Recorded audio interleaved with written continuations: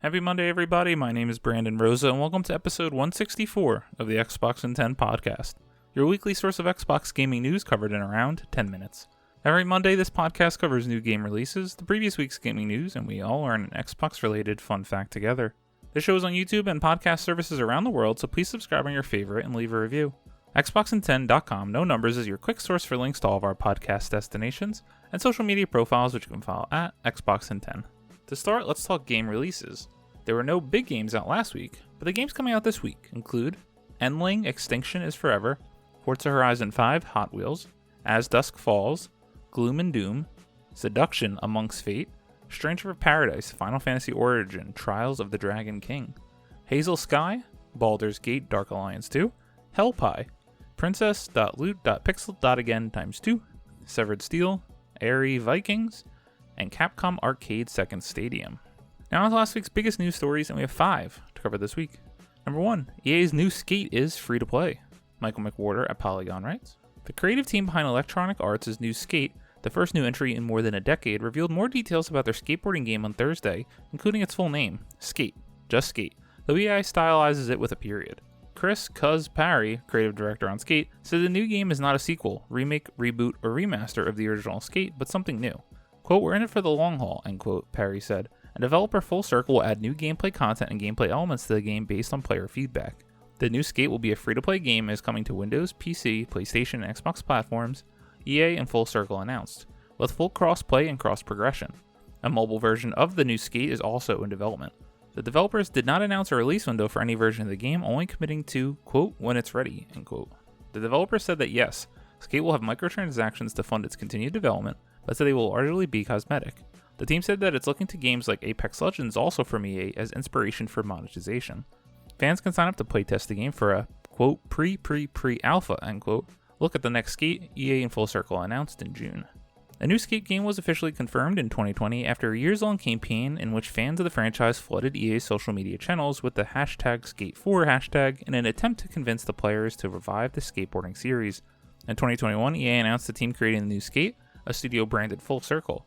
Leading Full Circle is Daniel McCullough, formerly a general manager of Xbox Live at Microsoft, and Perry and Darren Chung as Skate's, quote, creative leadership, end quote. The most recent Skate game was Skate 3, released in 2010. The series was originally developed by EA's Black Box Studio in Vancouver. That team was merged into EA Canada and Black Box closed in 2013. Growing up, I was always a bigger fan of Tony Hawk's Pro Skater, but I thought Skate was so cool in how you did tricks with the thumbstick, although I never dedicated enough time to get good at it. It's one of those where it's surprising, not surprising, that this game is going to be free to play in a live service game. That is the name of the game right now. How can these companies get money out of you on a consistent basis? The biggest thing is, though, will the gameplay be good? And only time will tell. Number 2, Halo veteran Paul Bertone joins 343 Industries. Ed Nightingale at Eurogamer writes, Halo veteran and former Bungie director Paul Bertone has joined 343 Industries as studio technical design director. Bertone worked on Bungie's 5 Halo games before leaving the studio ahead of its work on Destiny, but will now return to the series. The news was shared on Twitter by Joseph Staten, head of creative for Halo Infinite. Quote, I'm happy to confirm Halo veteran Paul Bertone has joined the team as studio technical design director. Paul and I met in 1999 back in Bungie's Chicago days, and then shipped Halo 1 through 3, ODST, and Reach together, end quote, he said. Quote, I'm thrilled to have Paul help lead the future of Halo Infinite, end quote. Since leaving Bungie, Bertone has worked for a number of studios, including State of Decay and State of Decay 2 developer Undead Labs. The move is great news for Halo fans with the hope that Bertone can help steer the franchise back to its earliest glory days. Players have been frustrated with Halo Infinite, particularly the lack of content in its multiplayer seasons. Although we don't typically do hiring news stories, this is important. Halo is in a really bad place. Now, I think the multiplayer is awesome, I had fun with the campaign, but as Microsoft's and Xbox's tentpole franchise, tentpole game, how is the game and the community this unhappy with it? It's perplexing what they've done. They have all the money and the resources, and they just cannot execute. People need to be held accountable, and you gotta get the right people in positions to fix it. Getting Joseph Staten out of retirement to come back was the first big piece, and this seems like another good piece if we're trying to get back to the glory days of the early Halo games. Number 3, Halo Infinite campaign co-op details revealed. Tom West at IGN writes, Halo Infinite's long-awaited campaign co-op and mission replay features are fully set to roll out as a beta test this week, and 343 Industries has detailed what we can expect to see via a developer livestream. It's been a long time coming, but it looks like we'll finally have a chance to play through Halo Infinite's campaign with 3 other friends this week when the feature enters its beta testing phase, much the same way as the initial Halo Infinite multiplayer launch. A recent 343 Industries livestream, which will be found on the official Halo YouTube and Twitch channels, details everything we can expect with the new feature as well as mission replay. Halo Infinite is paving the way for a new campaign co-op system for the series by allowing all 4 players in the fire team to make shared campaign progress. You'll each need to designate a save slot before starting, which will then allow the game to auto-save your progress as you all play. The save slot will be usable for any solo or co-op play after the fact, but when you do party up with your friends again, the game will automatically load you into the furthest part of the game and each player has reached on that save slot. Due to Infinite's open world setting, 343 Industries has added a 1,000-foot tether for all players, so you'll not be able to run off on a quest of exploration while your pals are fighting for their lives. If you do walk off too far, you'll be killed for going AWOL. But that's if your teammates don't decide to take advantage of the new friendly fire feature to kill you off first. Enemy difficulty levels will scale to the number of players in a fire team, so your participation will greatly help out your friends, whereas your need to constantly disappear on a jolly might entice them to fire a rocket at your arse. Co-op lobbies will allow players to select any skulls that they've found on the save, even if only one of you had picked it up. Each collectible can be found and collected by each player, though, so you can put together a group of collectible run if you so wish. Even better, if you do miss a collectible from a mission you completed, or fancy switching to a different mission mid-game without losing the progress you've made in the current one, the fireteam leader can now use the mission replay feature via the TAC map. This will also be available in the solo mode as well. We can expect to see both the co-op and mission replay features added to Halo Infinite via beta phase before the end of this week. I don't have much more to say. This has been too long coming. I don't even know if the game should have launched without this, but it's nice that it is finally here. Number 4, GoldenEye 007 Remake reportedly in limbo due to war in Ukraine, while 1v100 loses development lead.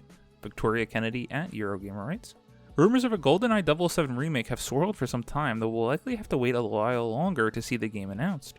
The ongoing effects of Russia's invasion of Ukraine have left the project's announcement in limbo. VentureBeat's Jeff Grubb has said, writing on Twitter that, quote, GoldenEye is still in limbo because of the war, end quote. Eurogamer also understands this to be accurate. We have contacted Microsoft for further comment. In addition to talking about GoldenEye, Grubb also touched on the comeback of Xbox's mass participation game show style live trivia quiz 1v100. Here, Grubb mentioned that the game's lead, Alex Kipman, has now left Microsoft. Quote, I don't know what that means for the game, end quote, he admitted. For more background on this, Kipman left the company last month following reports of both verbal and sexual misconduct from the exec. His previous work included development of Microsoft's HoloLens augmented reality headset, as well as Kinect motion controller for Xbox. With developers at Xbox collecting achievements for the supposed 007 remake, it seemed all but ready to be announced and launched on the same day. Clearly that's not the case, and it seems we'll have a while longer before this game announced with the continuation of this war. 1v100 is also interesting, as that seems such a perfect game for Microsoft to launch in the age of Among Us, Fall Guys, these mass market appeal games. Xbox could finally have one and exclusive for them. Number 5, Rumbleverse wrestling themed Battle Royale launches next month. Ryan Dinsdale at IGN writes, Rumbleverse, the Fortnite meets pro wrestling Battle Royale game, will be released next month on August 11th for PS4, PS5, Xbox One, and Series X and S, and PC through the Epic Game Store. The free-to-play 40-person Battle Royale will feature a Battle Pass too, but its Season 1 doesn't start until a week after launch on August 18th. Iron Galaxy Studios has not announced pricing for the Battle Pass, but given that Fortnite's Epic Games is also publishing Rumbleverse, it will likely cost around $10 for the standard version. Quote, Rumbleverse has been a passion project for us and a real testament to the skills and experience of our team, end quote, said Iron Galaxy's co-CEO Adam Boyes. Quote, we can't wait to see everyone pour into Grappital City and discover the singular joy of suplexing a friend off a skyscraper, end quote. The game was first announced in December last year and was originally expected to be released in February. The studio later delayed the game indefinitely, but eventually settled on this new August release date. I never want to see a game fail, but man, does this game just seem so generic, and it's interesting that Epic Games is publishing it, considering it just kind of looks like Fortnite.